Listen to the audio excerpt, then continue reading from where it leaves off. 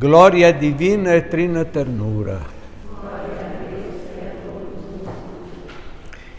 Bem, meus queridos fiéis, queridos ternureiros, eu escolhi hoje leituras especiais por ser a festa de São Pio X. Eu tenho uma ligação afetiva com São Pio X por esse motivo. Eu era uma criancinha, 10 anos, e eu ganhei uma vida de São Pio X, que ainda não era canonizado, era bem-aventurado São Pio X. Deve ser nos anos 50, 51. E eu lembro, era um livreto pequeno, não sei se tinha 30, 40 páginas, uma coisa para crianças. Mas aquilo me marcou tanto. Alguns anos depois, ele foi canonizado em 54. Eu já estava no seminário. É um santo, sim, filho de uma família muito pobre, simples, como de João 23, e uma caridade extraordinária, um jeito especial de catequese, e falei dos 3C, era o Papa da caridade, da catequese e das crianças. Bem, a gente teria, na nossa biblioteca tem biografias de São Pio X, tem muitas anedotas incríveis da vida dele, da caridade. Inclusive, uma noite o avisaram, diz, olha, aqui neste barzinho tem um padre que já está meio turbinado, está começando a se excedeu na bebida, agora acho que nem dá mais para voltar em casa. E o cardeal foi lá, ele mesmo pegou este padre, já de idade e também, como disse, meio turbinado, tinha tomado um pouco demais. E quando chegou lá no bispado, o cardeal se ajoelhou e disse, poderia me confessar? O padre parece que tomou consciência e disse, não, mas eu não... Deixamos para amanhã, tá bom. E no dia seguinte o cardeal fez a sua confissão, o padre já estava, já voltou dentro da casinha. É muito interessante. Mas o que mais impressiona na vida dele não são tanto as palavras, é o testemunho. Por sinal, um padre meio preguiçosinho, ao domingo levantava na última hora para a missa, aquela missa de manhã, às 7 horas, né? E esse padre, em vez de ir levantar antes, atender às confissões, como outros padres faziam, e o cardeal com jeitinho tinha dito, mas o padre continuava com o seu hábito, levantar na última hora. Mas foi curioso que um dia, esse cardeal chegou lá, apenas o sacristão abriu a porta, ele entrou na igreja e se colocou no confessionário. Vocês não sabem que antigamente o confessionário era uma gaiolzinha lá, e o padre ficava lá atendendo as confissões, uma cortina o cobria, né? E o cardeal se colocou lá, se criou uma fila de gente para se confessar.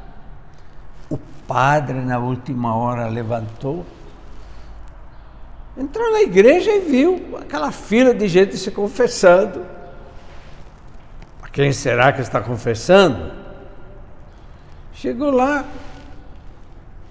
abriu a cortina, estava lá o cardeal, não precisou mais dizer nada. Daquele dia em diante, dizem os biógrafos que aquele padre ficou realmente humilhado, sem jeito, vendo o cardeal vem aqui de manhã cedo, atendendo as confissões, eu fico dormindo. Então me parece que a coerência é aquilo que mais toca. Bem, São Pio X morreu, podemos dizer, de amargura, de sofrimento. Em 1914, iniciou a Grande Guerra, a Primeira Guerra Mundial, e ele tinha pedido a todos os vários países que evitassem a guerra, mas a guerra iniciou. Depois de um mês, o Papa morreu. Os biógrafos dizem que, é claro, não havia causas, não era tão idoso, 78, 79 anos, mas a amargura, não tendo sido ouvido, e ele sofreu muito por isso. E, como disse, era o Papa das crianças.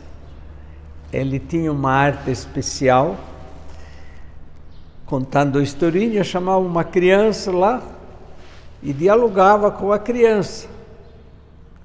E, evidentemente, os pais, especialmente os pais da criança, ao menos prestavam atenção, né? Era uma maneira didática. Mas talvez o que mais impressiona na vida deles é a profunda humildade, né? Quando era escolhido para ser Papa, ele pediu de todo jeito aos cardeais, quando já tinha muitos votos na eleição, né? Mas não teve jeito. Ao final ele aceitou de ser Papa, chorando, gemendo, mas com aquela insistência dos cardeais, ele aceitou e foi o grande Papa da catequese. Ele, com logicamente especialistas, teólogos, ele preparou aquilo que é chamado o Catecismo de São Pio X. É aquele catecismo que foi depois reformado em 92, né? Mas por quase um século durou este catecismo. Aquilo que se fazia talvez os vossos pais, avós foram formados com este catecismo. Vamos então nesta missa pedir a Deus a coerência, sermos coerentes e prevenir trabalho com as crianças, passar vidas de santos, isso que nós precisamos, divulgar mais, ler mais nas casas. Vocês pais, meus queridos, leiam vidas de santos para contar exemplos aos vossos filhos. O que vocês vão dizer? Seja bonzinho. Não, tem que contar um exemplo. Aí, aquilo que mais toca.